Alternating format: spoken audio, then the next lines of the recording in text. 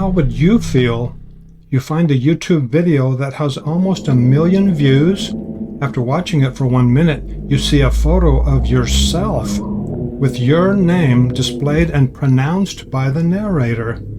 Then comes half an hour of ridiculing your ideas and mocking ideas that are not yours, but misrepresentations of what you believe. Distortions, half-truths, and falsehoods, all apparently orchestrated to make you look like the biggest fool that has ever lived. That is what this video is about. Thank goodness for you, that's like a nightmare, not reality. For me, unfortunately, that's the real world. I presume you're here because of the Ropen. I'm here to tell you about this cryptid, and we will dig into the details about this featherless flying creature, what some people call a pterodactyl and others call a flying dinosaur. But why are some people so anxious to ridicule those who believe that the Ropen is a real animal? Why would a Ropen critic show people an image like this on his YouTube video rather than an eyewitness sketch like this, drawn by a person who saw the creature in Cuba in the mid-20th century? And why not show people an eyewitness sketch like this one, drawn by a different eyewitness who also saw these two in Cuba? I'm Jonathan Whitcomb, if you haven't guessed. I need to get to the point now. There's a video out there I don't want you to see, and I'm not going to tell the name of the video. Oh, let's say, I'll call it Ropen Pterodactyl, but I won't give you the real name. Ray the Complainer, I'll say, is the person that made the video. That's not his real name. In fact, on the video itself, he seems to be anonymous. He won't reveal his full name on the video. But I reveal my name, and he reveals my name, and if on the surface, it looks like he's, for 33 minutes or so, ridiculed me to make me look like one of the biggest fools in the world or one of the biggest liars in the world. But after some time, and I was upset at first when I first saw this, but after going through the whole thing, it seems that that's not really the point. It's not attacking me, intentionally anyway, but it's attacking the idea that the Ropen is a real animal. We need to get into this.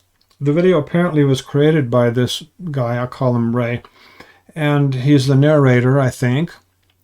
And he could have taken 15 to 30 hours, as I can tell by looking at the video and my experience over many years making videos. He could have spent 15 to 30 hours making the video, including the research that was involved. Put that in perspective. Over the past 18 years, I've spent about 14,000 hours on this investigation of apparent modern pterosaurs, and I've interviewed eyewitnesses in different parts of the world, and I've received hundreds of eyewitness reports directly, not third-hand accounts, not second-hand accounts, first-hand accounts from the eyewitnesses themselves. And those hundreds of sighting reports are from 5 continents of the Earth. So in other words, it seems, as far as I can tell, that I have about 500 times more experience in modern pterosaurs, or at least possible modern pterosaurs, if you can believe what you want. About 500 times more experience than this guy that I'll call Ray.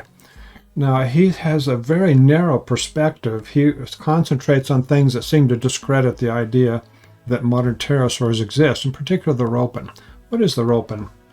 The Ropen has a long tail, if you believe in the animal, which I do. It's apparently featherless. It's seen in many different parts of the world. According to this I'll call him Ray. It's a creature of legend in Papua New Guinea, and there is some truth to that. In the video that is so critical of me and my ideas and my associates' ideas, and critical of the idea that the Ropen is a real animal, this video seems to concentrate in Papua New Guinea. He is correct. Ray is correct, and I did go on an expedition on Umboy Island in Papua New Guinea in the southwest Pacific in the year 2004. True. But he portrays it in such a negative way and distorting the truth and makes some mistakes as well and just errors of fact. But we'll get into that in other videos. I want to concentrate now on just one thing. He says that when I was interviewing these 3 natives, who were very important eyewitnesses, I think, who seemed to be eyewitnesses of the Ropen in daylight and a sighting years earlier than that, which would make it approximately 1994, thereabouts. The creature is flying whatever it was. You can think of it as a bird bat or pterodactyl. But it was flying over a crater lake, Lake Pung. And it was in clear daylight. It was not any obstruction to the view of the 7 eyewitnesses. I only interviewed 3 of them. But here's the thing. In the video that's so critical of me and my associates and our ideas, Ray seems to say that I used leading the eyewitness. I was improperly leading the eyewitness and interviewing. Well, I think I have a lot more experience and knowledge and understanding of courtroom procedures than Ray does. I have a lot more experience in the courtroom procedures than the average man on the street. I mean, I was certified by the American Guild of Court Videographers many years ago, and I worked for attorney firms, and mostly in Southern California, as a forensic videographer, a legal video specialist. I know the procedures. I know about leading the eyewitness and what is and what isn't proper. I'll get more into it in another video, but for right now, I'll just say, if there was a judge looking at the videos footage that I had of recording those eyewitnesses, in general, few, if any, of those questions would have been thrown out because I was leading the eyewitness. It just didn't happen. Ray does not understand the procedures and the times and exceptions in which a judge will allow leading the eyewitness type of questions. I'll give you an example right now. I asked something to this Gideon Coral. I asked him about feathers. And I was intending to ask, were there any feathers? Which might seem a leading question, perhaps. But it didn't turn out that way at all. There was nothing improper in the way that it proceeded. Well, here's what happened. Gideon misunderstood me. He thought I was assuming that there were feathers, like bird feathers, on the Ropen that he and his friends saw years earlier when they were boys up by Lake Pung. And he thought I was misunderstood. And so he's made it very clear with a funny look, and he had very clear in English. He said something to the effect, as I remember, he said something like, there were no feathers.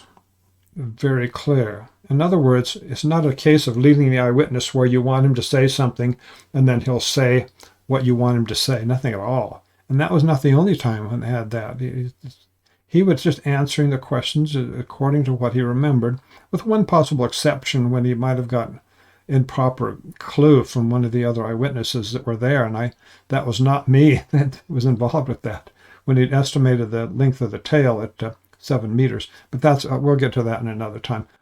What we have are some distortions and some just mistakes and very, very limited perspective on this. We have 27 countries of the world, all over the world, that have sighting reports. Many of these are eyewitnesses who contacted me from these countries where they had the sightings, and I got this direct, so it's not anything that you can say is just a legend or from one particular culture.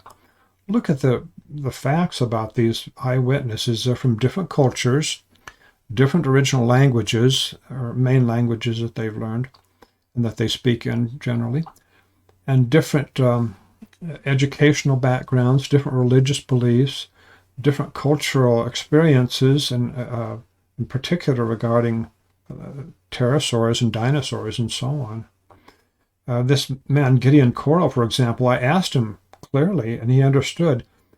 In his school, were there any books that had a picture of a Ropen? And he said, he thought about it for a moment, and he said no. And I've been to that school. I've talked to the teacher there.